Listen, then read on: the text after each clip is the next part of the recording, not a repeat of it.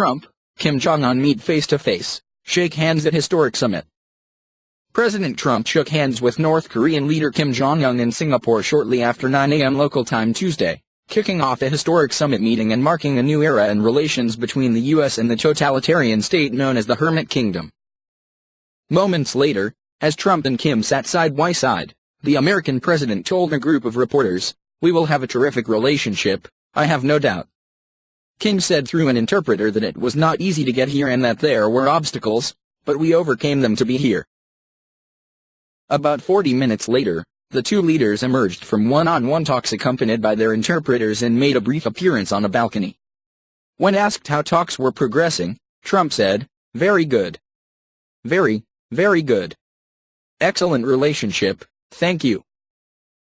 Moments later, Trump and Kim were joined by their aides for expanded discussions and a working lunch. On the U.S. side, Trump was accompanied by Secretary of State Mike Pompeo, White House Chief of Staff John Kelly and National Security Advisor John Bolton. "Mr. Chairman, it's a great honor to be with you," Trump told Kim as their aides faced each other across a rectangular table, "and we'll have tremendous success together and we'll solve a big problem, a big dilemma that until this point has been unable to be solved. I know that working together, we will get it taken care of." He then shook hands with Kim for at least the fourth time in under an hour. Trump arrived first at the summit site on Singapore's Sentosa Island. Kim's black armored limousine pulled in a short time later at the luxury resort for the world's first meeting between a sitting U.S. president and a North Korean leader. The two clasped hands as they posed for photos in front of a row of U.S. and North Korean flags. Trump then directed Kim to walk down a hallway, where they briefly spoke. Despite the anticipation and early promise surrounding the talks, it was unclear how much could be accomplished after the White House unexpectedly announced Trump would depart Singapore by Tuesday evening.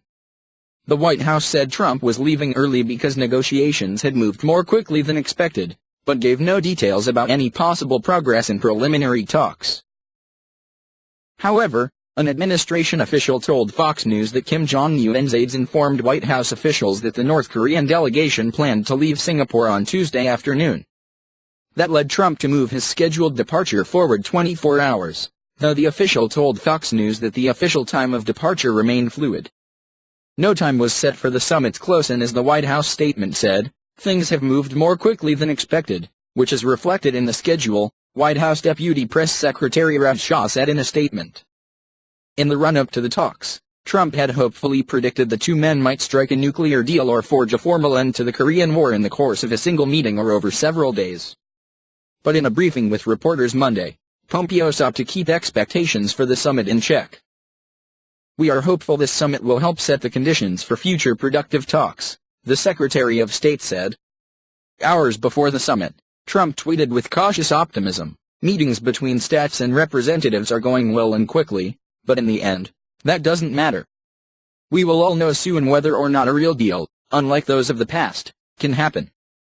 In a second tweet, Trump defended his decision to meet with Kim from critics, whom he referred to as haters and losers. "We have our hostages, testing, research, and all missile-sick launches have stopped sick, and these pundits, who have called me wrong from the beginning, have nothing else they can say. We will be fine." It was a striking about-face from less than a year ago, when Trump was threatening fire and fury against Kim, who in turn scorned the American president as a mentally deranged U.S. dotard. Trump arrived in Singapore fresh from a contentious G7 summit in Quebec, which saw him clash with Canadian Prime Minister Justin Trudeau over trade and tariffs. Trump advisers cast his actions as a show of strength before the Kim meeting. Alluding to the North's concerns that giving up its nuclear weapons could surrender its primary deterrent to forced regime change, Pompeo told reporters that the U.S. was prepared to take action to provide North Korea with sufficient certainty that denuclearization is not something that ends badly for them. He would not say whether that included the possibility of withdrawing U.S. troops from the Korean peninsula, but said the context of the discussions was radically different than ever before. "I can only say this," Pompeo said. "We are prepared to take what will be security assurances that are different, unique, than America's been willing to provide previously." The North has faced crippling diplomatic and economic sanctions as it has advanced development of its nuclear and ballistic missile programs. Pompeo held firm to Trump's position that sanctions will remain in place until North Korea denuclearizes and said they would even increase if diplomatic discussions did not progress positively. Experts believe the North is close to being able to target the entire U.S. mainland with its nuclear-armed missiles, and while there's deep skepticism that Kim will quickly give up those hard-won nukes, there's also some hope that diplomacy can replace the animosity between the U.S. and the North.